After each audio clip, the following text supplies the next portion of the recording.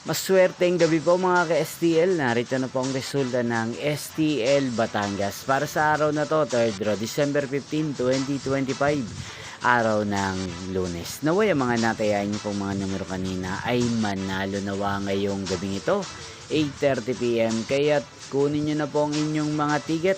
Narito na po ang resulta.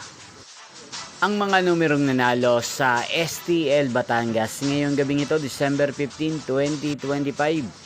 8:30 PM, third draw result 22 at 24 in exact order. At ngayong gabing ito sa STL Batangas, atin pong i-shoutout ang lagi pong nanonood din sa channel ito, si Ate Aika ng Batangas.